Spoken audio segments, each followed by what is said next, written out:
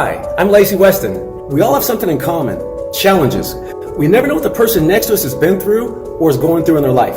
That's why I wrote a story and book of my personal journey titled She Was Worth It All. Well, now that story has been brought to life with the help of filmmaker Don Hahn. Watch the episodes of Lacy Weston Shares, be inspired, and realize you're not alone. Sir, or oh my God, he's so polite. Once that person left, a beating came because what the person that gave the compliment, what they didn't realize was that they were complimenting me, but not the other boys that are favorites, right? So I had to learn how to, when a person started complimenting, I say thank you, and I leave the room. So I had to really learn how to deal with the defenses. Again, like I said, that's why when I opened the business, death threats and things like that, that's like really, Another day. Exactly. It wasn't a big deal. Yeah. I had no idea that was the dynamic. And tell me about California then. Was this all in Milwaukee? No. Right. Like, how did that happen? Right. So we left Milwaukee when I was about 6 months old. Now that's another story too. I believe the reason, there's the reason why I believe it happened. So my biological father, Joe, who I met when I was 27, he actually went to jail for murder. It was an interesting story there. I have to come back to how we got to California. So he told me he knew my grandmother since she was 13, right? And he was about 8 years older. And there was a caper pool. My grandma, like I said, she was in a lot of capers. So Joe, he said he worked at Caterpillar, I believe at the time, and also, do you remember Eastern Airlines? So he worked there as well. So he had 2 jobs. He said he made a lot of money. Now, he was telling me this story, but as he told me, I had to stop him and let him know the rest of the story because I heard it so many times.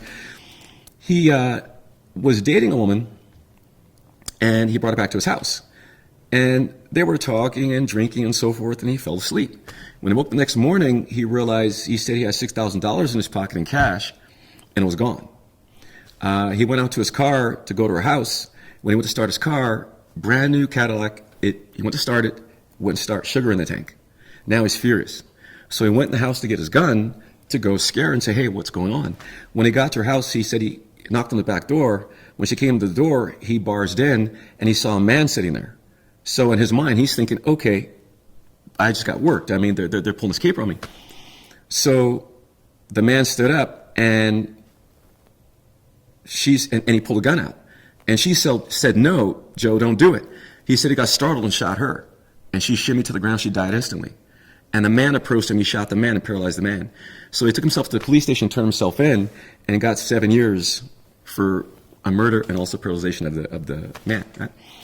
So this story my grandmother told over and over again. I didn't know who she was telling the story about, but she would tell the story about how she, after the girlfriend left, she went into the house. She took Joe's money. She put the sugar in the tank, right? And so he killed a person and paralyzed a person, had nothing to do with it. But I heard this story so many times. When I met him when I was 27, I asked why he went to jail. He told me the story. And when he started telling me, I said, let me finish the story for you. And when I finished the story, he said, how did you know that? I said, because the woman that we're talking about, my grandmother, she's the one who did it. She told the story many times. And he started crying. He said, I spent all those years in jail feeling so bad about what I did to these people, and they were the wrong people. Let's pause just for a second, and I'll email someone just if you're cold. Yeah, please, let's take 5. It's great, Lacy, really good. That's no good. Yeah, right? Yeah, I wish I had met him.